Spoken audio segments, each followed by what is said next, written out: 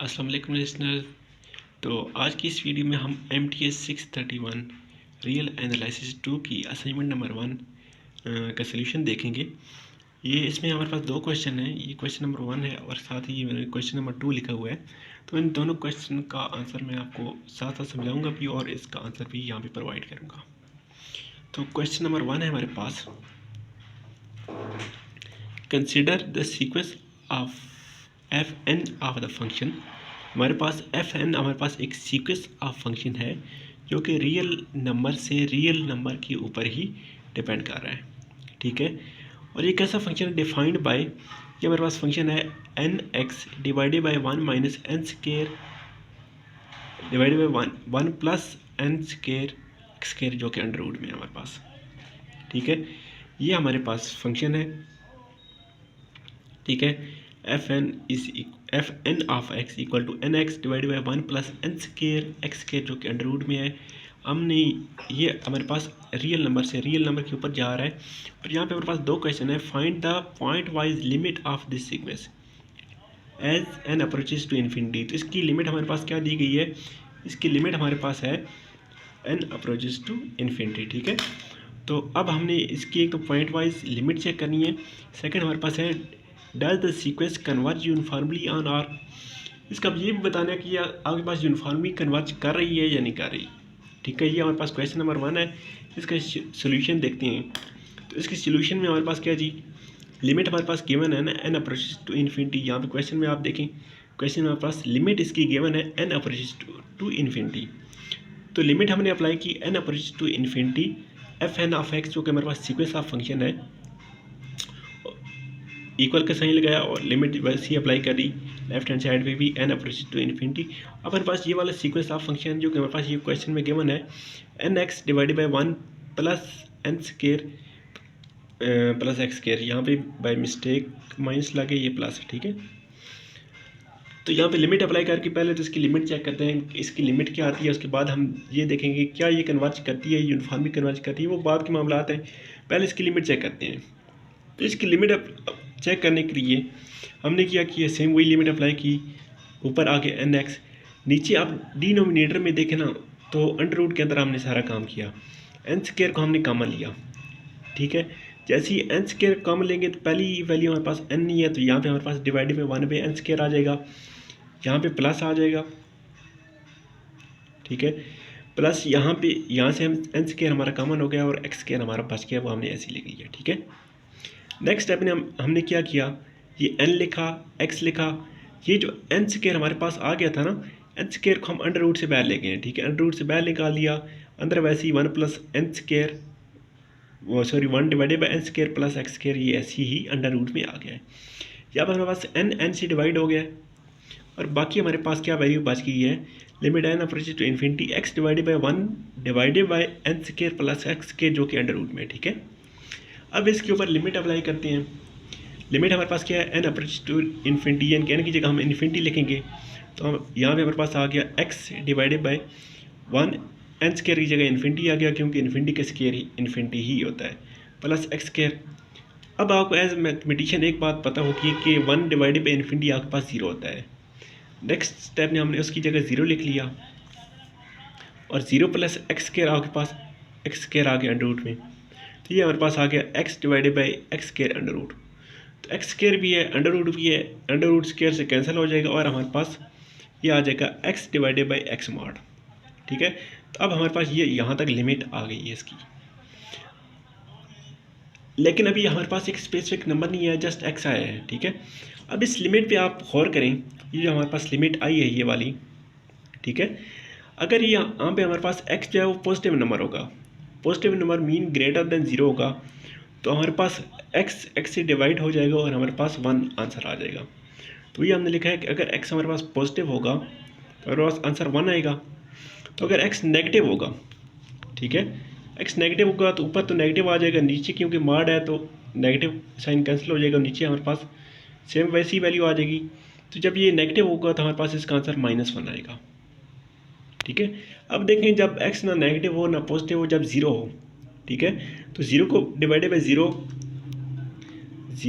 Divided by 0, ये तो हम अलाउ नहीं करते, ये हमारे पास इन्फिनिटी हो जाता है तो इसकी जगह हमने इन्फिनिटी लिख दिया जब x इक्वल आ जाएगा 0 के। तो अब हमारे पास इस सीक्वेंस की, जो कि हमारे पास ये वाला सीक्वेंस था, इसकी लिमिट हमारे पास क्या आ गई है, इसकी लिमिट जब आपने n अप्रोचेस इन्फिनिटी की तो ये हमारे पास आ गई 1 जब x पॉजिटिव होगा, -1 जब x नेगेटिव होगा, और इन्फिनिटी जब x इक्वल 0 होगा। तो यहाँ से आप एक चीज़ नोट करें कि x की वैल्यू हमारे पास इस फंक्शन की वैल्यू एक जैसी नहीं आ रही, तो ये फंक्शन हमारे पास कन्वर्ज नहीं कर रहा। तो ये चीज़ हमारे पास है, in the limit of function is depending upon the value of x। ठीक है, इसकी जो लिमिट की वैल्यू जो x के ऊपर डिपेंड कर रही है। और हमने एक थ्योरम पढ़ा था पीछे किसी एक मॉड्यूल में, वहाँ पे हमारे पास क्या था कि अगर इसकी जो वैल्यू हमारे पास लिमिट कहती है जस्ट एप्सिलॉन के ऊपर डिपेंड करें तो हमारे पास जो फंक्शन है वो आपके पास कन्वर्ज करता है। और अगर एप्सिलॉन और x दोनों के ऊपर डिपेंड करें तो हमारे पास फंक्शन यूनिफॉर्मली कन्वर्ज नहीं करता। ठीक है, तो यहाँ पे हम लिख सकते हैं, यहाँ पे देखें हमारे पास इस फंक्शन की वैल्यू x के ऊपर डिपेंड कर रही है ना, यानी कि x एप्सिलॉन दोनों के ऊपर डिपेंड कर रही है। तो हम लिख सकते हैं इस the given sequence does not converge uniformly. तो ये चीज़ हमने बतानी थी कि आकर ये फंक्शन यूनिफॉर्मली कन्वर्जेस है या नहीं। तो यहाँ पे हमारे पास आ गई, ये आपके पास जो फंक्शन था कि आपके पास यूनिफॉर्मली कन्वर्जेस नहीं है। सेकंड इसका क्वेश्चन है, क्वेश्चन नंबर 2 हमारे पास है, state Cauchy criterion and Weierstrass test for uniform convergence for series. यहाँ पे आप क्वेश्चन समझें, हमने स्टेट करना है यानी कि लिखना है काची क्राइटेरियन और वेयरस्ट्रास टेस्ट लिखना है फॉर यूनिफॉर्म कन्वर्जेंस, ये दो लिखने हैं। उसके बाद हमने क्या करना है, test uniform convergence of the series. तो इस सीरीज़ की हमने वेयरस्ट्रास टेस्ट लगा के सीरीज़ का बताना है कि आपके पास कन्वर्जेंस करती है या नहीं करनी। सबसे पहले हमने काची क्राइटेरियन और वेयरस्ट्रास टेस्ट लिखना है, उसके बाद वेयरस्ट्रास टेस्ट हमने इस सीरीज़ के ऊपर अप्लाई करके बताना है कि ये सीरीज़ कन्वर्ज करती है या नहीं करती। तो यहाँ पे हमने काची क्राइटेरियन फॉर यूनिफॉर्म कन्वर्जेंस लिख लिया है। ये हमारे पास क्या चीज़ है, the series sigma n equal 1 to infinity fn of x converge uniformly on a set E. कोई भी आप सेट ई ले सकते हैं। If and only if for every epsilon greater than 0 there exist n number n greater capital N such that for all m n जो कि उस n से ग्रेटर नंबर होंगी। ठीक है, एंड x जो कि उस सेट ई में से होगा, द फॉलोइंग इनइक्वालिटी होल्ड। ठीक है, तो ये हमारे पास काची क्राइटेरियन है कि इस हमारे पास एक नंबर n आएगा, उस n से बड़े जितने भी नंबर होंगे उसके लिए ये वाला क्राइटेरिया आपके पास इनइक्वालिटी में आना चाहिए। नेक्स्ट हमें क्या करना था, वेयरस्ट्रास टेस्ट लिखना था।